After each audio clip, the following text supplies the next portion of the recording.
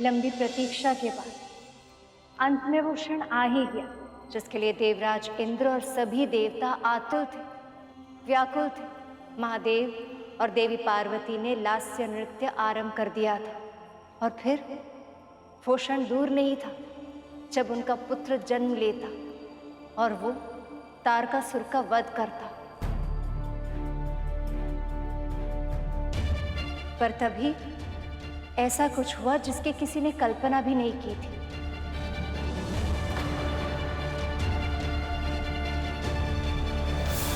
माँ पार्वती स्वयं ही शक्ति स्वरूपा है, इसलिए मैं तो ये सोच रहा हूँ देवराज कि जब माँ पार्वती का अंश जन्म लेगा तब वो कितना शक्तिशाली होगा। और महादेव शिव भी वो हैं जिनमें सब लय होते हैं। उनका होने वाला अंश इतना शक्तिशाली होगा कि वो न केवल तारकासुर का अंत करेगा बल्कि अन्य सभी असुरों का सर्वनाश करेगा। किसी योग्य होगा वो। सृष्टि के सभी प्राणी दीर्घ काल से तारकासुर के अत्याचारों से त्रस्त हैं। जब महादेव और मां का पुत्र जन्म लेकर उसका वध करेगा तो निस्संदेह उच्चतम स्थान प्राप्त करेगा, सभी के लिए वंदनीय हो जाएगा वो। मां और महादेव दोनों की शक्ति होगी उसमें। सृष्टि के सर्वोत्तम योद्धा से भी दोगुना शक्तिशाली होगा वो। तब तो उसके ऊपर किसी का अंकुश ही नहीं रहेगा। उसके मन में जो आएगा वही करेगा वो, और किसी में उसे रोकने का सामर्थ्य नहीं होगा। इतनी अधिक शक्ति तो किसी का भी मस्तिष्क फेर कर उसे निरंकुश बना सकती है। और यदि उसने हमारा ही विरोध करना आरंभ कर दिया तो हम उससे युद्ध कैसे कर पाएंगे, उसे पराजय कैसे कर पाएंगे? और तारकासुर के पराजय के बाद जो स्वर्ग लोक हमें मिलने वाला है वो मिलने से पहले फिर से छिन जाए? नहीं, ऐसा नहीं होगा। ऐसा नहीं होने दे सकता मैं।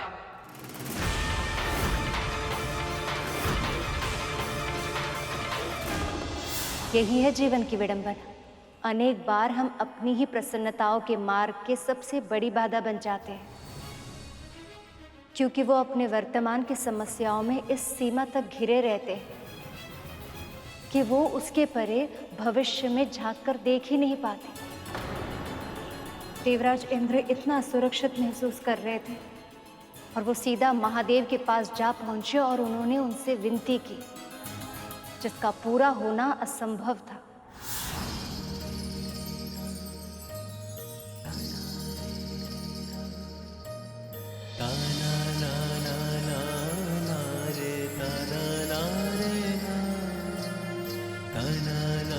महादेव, महादेव कृपया दर्शन दीजिए। महादेव दर्शन दीजिए।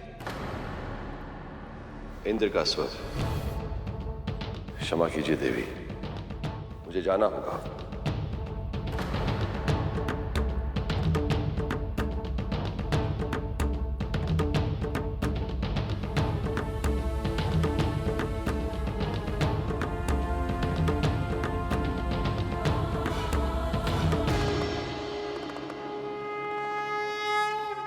देवगण, आप यहां? आप सब चिंतित क्यों हैं? प्रभु, आप तो अच्छी तरह जानते ही हैं कि मां पार्वती और आपके विवाह के लिए हम सभी देवताओं ने कितनी लंबी प्रतीक्षा की। आपके पुत्र के जन्म के लिए कामना की है, प्रार्थना की है, क्योंकि इस पूरी सृष्टि में केवल वही है जो तारकासुर का वध कर पाने में सक्षम होगा। केवल वही है जो इस संसार को राक्षसी अत्याचारों से मुक्त कर पाएगा। प्रभु,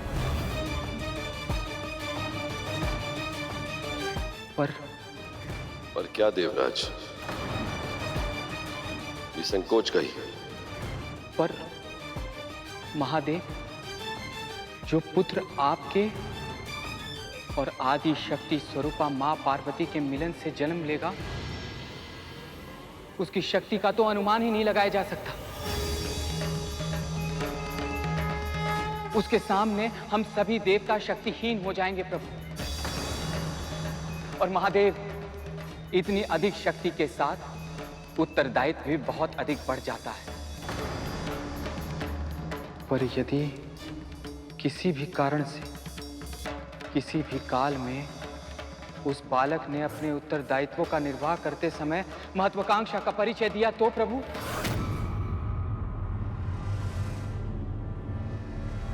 प्रभु, इतनी असीमित शक्ति यदि उसके स्थान पे किसी व्यक्ति में हुई तो वो स्वर्ग पे अपना आधिपत्य स्थापित करने के लिए एक क्षण का भी विलंब नहीं करेगा। और यदि ऐसा हुआ प्रभु, तो इन संसार की व्यवस्था संकट में पड़ जाएगी। इसीलिए महादेव, हम सभी देवता आपसे विनती करने आए हैं कि जो बालक शीघ्र ही जन्म लेने वाला है वो केवल आपका ही पुत्र हो महादेव।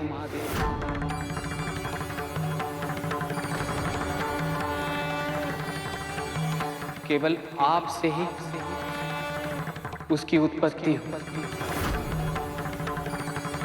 हमें ये वरदान दीजिए महादेव, हमारे मन की इच्छा पूरी कीजिए महादेव।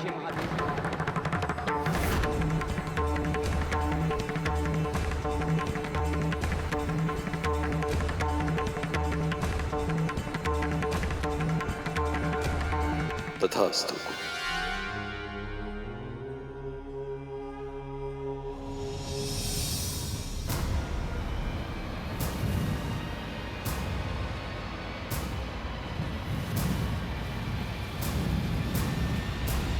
ये बात तो देवता भी जानते हैं कि एक संतान के जन्म के लिए, उसके पालन पोषण के लिए एक माँ का होना कितना आवश्यक है।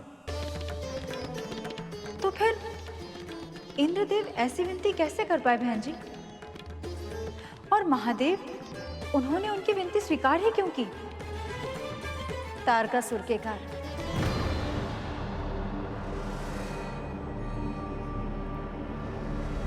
स्मरण कीजिए, तारकासुर ने क्या वरदान मांगा था? फिर आप मुझे ये वरदान दीजिए ब्रह्मदेव कि मेरी मृत्यु केवल उसी के द्वारा संभव हो पाए जिसका जन्म स्वयं महादेव शिव शंकर से हुआ हो। तारकासुर को लगने लगा था कि उसने मृत्यु पर विजय प्राप्त की, पर आदि शक्ति श्री माता की तो लीला ही अनोखी है कि जब वो घट रही होती है तब स्वयं उनके स्वरूप माँ पार्वती भी उसमें फंस जाती है। माँ, फिर देवी पार्वती को पता चला तो क्या हुआ? संतान को जन्म दे और उस मातृत्व को अनुभव करना, ये हर स्त्री के लिए परम सुख का माध्यम होता है। और फिर वो तो स्वयं आदि शक्ति श्री माता का स्वरूप है, जिन्होंने सब कुछ रचा है। यदि उनसे उनके पुत्र को रचने से रोक लिया गया तो उसका प्रभाव तो पड़ना ही था।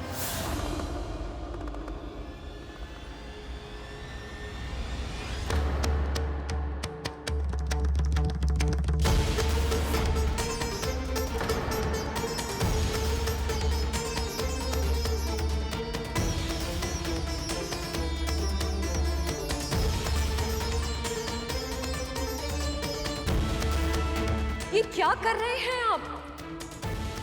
पुत्र की उत्पत्ति केवल महादेव से कैसे हो सकती है? संगम और समागम की जिस क्रिया के लिए स्त्री और पुरुष दोनों की आवश्यकता होती है, उसे केवल महादेव से संपन्न कराने के प्रयास कैसे कर सकते हैं आप सब? और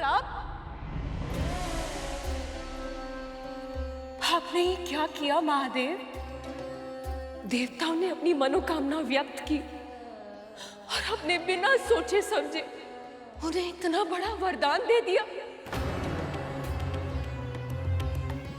आपने मुझे किस धर्म संकट में डाल दिया महादेव? यदि मैं आपके वरदान को अस्वीकार करती हूँ तो अपने पति के दिए हुए वचन का मान न रखने के पाप की भागी बनूंगी, और यदि इन देवताओं की अनुचित मांग को पूरा किया तो स्वयं संतान के सुख से वंचित रह जाऊंगी। हमारा पुत्र तो हमारे प्रेम का फल होता महादेव, हमारे जीवन का वरदान, हमारे वाटिका का फूल। उसे कब और कैसे जन्म लेना है उसमें व्यवधान डालने वाले ये सब होते कौन हैं? कैसे कैसे कर सकते हैं आप ये अनुचित और अन्यायपूर्ण मांग?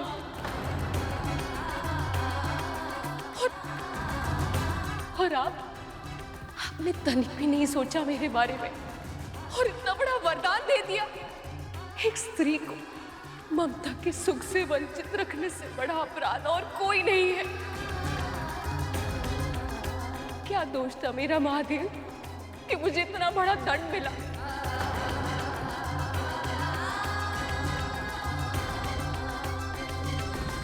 दोष नहीं देवी, कर्तव्य है हमारा। ये सब हमारी ही संतानें हैं।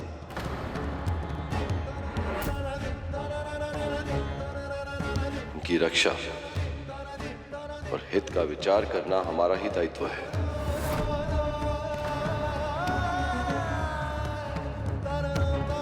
आप तो संतुलन के साधक हैं। इन सभी उद्देश्य को एक साथ साधने का और कोई उपाय नहीं था आपके पास महादेव? आप तो भोले भंडारी हैं, किसी का भी कष्ट नहीं देख पाते, अपने विषय में तनिक भी नहीं सोचते। आठों पहर परोपकार का विचार छाया रहता है आपके इस मन मस्तिष्क में, और आज भी ऐसा ही हुआ। आपके इस भोलेपन का लाभ उठाया इंद्र और इन सभी देवताओं ने। अपने स्वार्थ के लिए आपने जो मुझसे छीना है, उसकी पीड़ा का आभास आपको तभी होगा जब जीवन का वही वरदान आपसे भी छीन लिया जाएगा।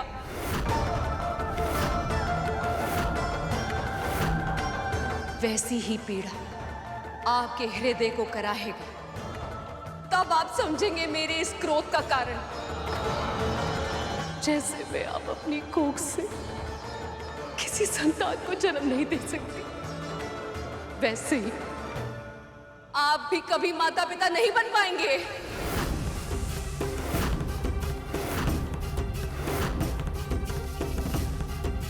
संतान उत्पन्न करने के लिए आपको किसी न किसी पृथ्वीवासी पर ही निर्भर रहना होगा,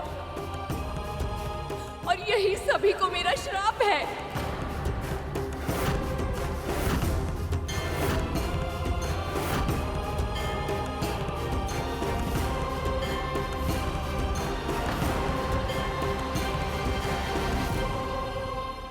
माँ ने इतना बड़ा श्राप दे दिया देवताओं को।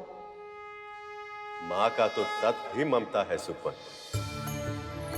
कोई साधारण माँ भी क्रोध में आकर अपनी संतान का अहित नहीं करते, और वो तो देवी पार्वती थी। उन्होंने देवताओं को भी जो श्राप दिया था वो भी उनके कल्याण के लिए ही था। वो कैसे भैया जी? हर प्राणी को स्वर्ग में प्रवेश उसके पुण्य के अनुपात में ही मिलता है। जब तक पुण्य तब तक ही स्वर्ग का भोग किया जा सकता है, किंतु पुण्य फल के समाप्त होते ही स्वर्ग को छोड़कर फिर से धरती पर लौटना पड़ता। किसी योनि में प्रवेश लेकर फिर से पुण्य फल अर्जित करना पड़ता। यही संसार का नियम है, यही विधि का विधान है बहन जी। पर यदि देवी देवता अपनी संतानें उत्पन्न करने में सक्षम हो तो उनकी संतानों को बिना कोई कर्म किए, बिना कोई पुण्य फल अर्जित किए स्वर्ग में रहने का अधिकार मिल जाता है, और इससे संसार का संतुलन बिगड़ जाता है। इसका अर्थ तो ये हुआ कि उस श्राप में भी संसार के लिए वरदान छिपा था माँ भगवती की कृपा से।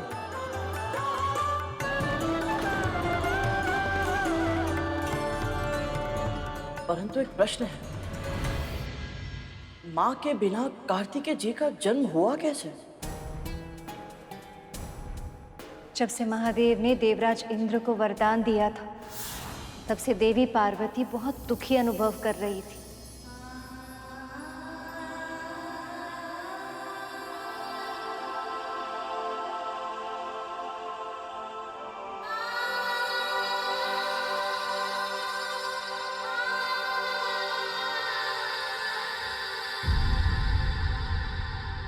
जिसे कभी पाया ही ना हो, खोने का दुख मैं कैसे मनाऊं महादेव? दुख मनाने की आवश्यकता नहीं है पार्वती। भले ही उसकी उत्पत्ति मुझसे हो, फिर भी पुत्र तो वो आपका ही होगा ना।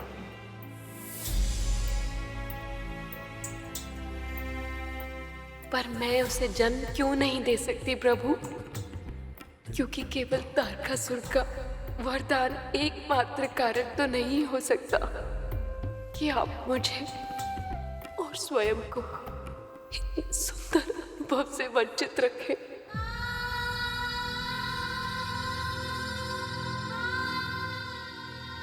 आपसे कुछ छिप नहीं सकता पार्वती। तारकासुर इसका कारण नहीं है। एक ऋषि को दिए हुए वचन को पालन करने की बाध्यता है। ऐसा वचन महादेव?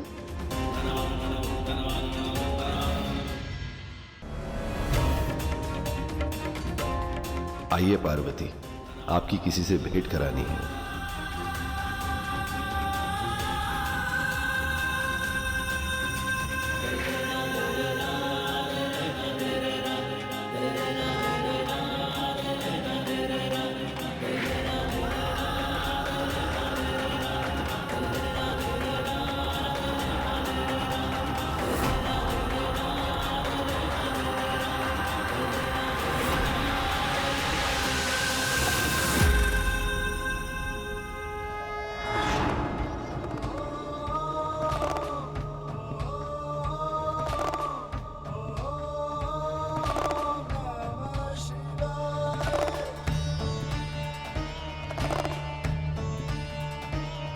आइए, मेरे परम भक्त ऋषि सनकादिक से भेंट करेंगे। मैं आपका संकेत समझती हूँ महेश्वर, और ये भी समझती हूँ कि अपने भक्त के प्रति आपका अथाह प्रेम ही आपको उनकी ओर खींचे लिए जा रहा है। चलिए।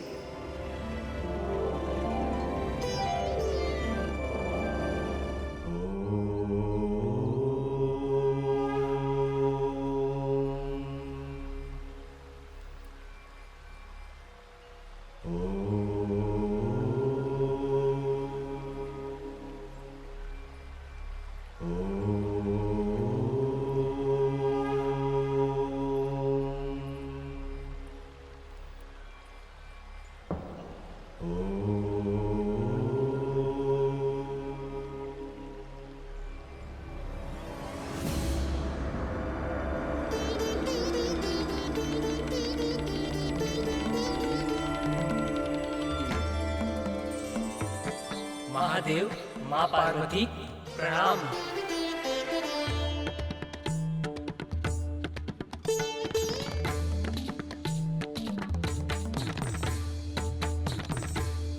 क्या हुआ सनत? तुमने मुझे प्रणाम नहीं किया? किससे प्रणाम करवाना चाहते हैं आप महादेव? कौन प्रणाम करे आपको? मेरी ये देह या मेरी आत्मा?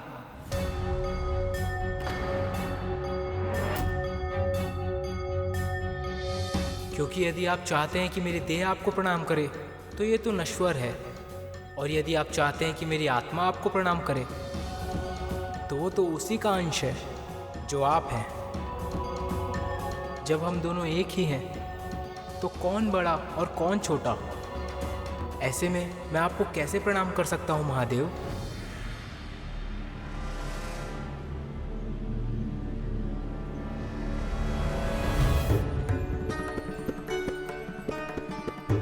सनत, ये तुम क्या? सत्य कहा सनत। मैं तुम्हारे तत्व ज्ञान से बहुत प्रभावित हूँ। वरदान मांगा।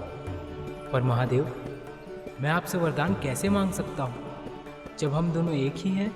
किंतु यदि आप चाहते हैं कि आप मुझे वरदान दें तो मुझे वरदान दीजिए कि भविष्य में मैं केवल आपके पुत्र के रूप में जन्म लूं।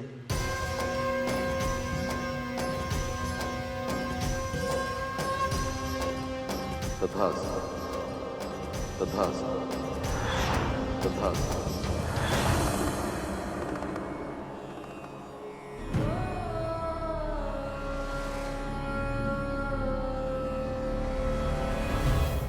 एक वचन का पालन करने की और एक ऋषि की इच्छा का सम्मान रखने की विवशता मैं समझती हूँ प्रभु, और इसीलिए आपके इस वरदान से मैं व्यथित नहीं होंगी। आपके हमारे इस पुत्र से मिलन की प्रतीक्षा करूंगी मैं।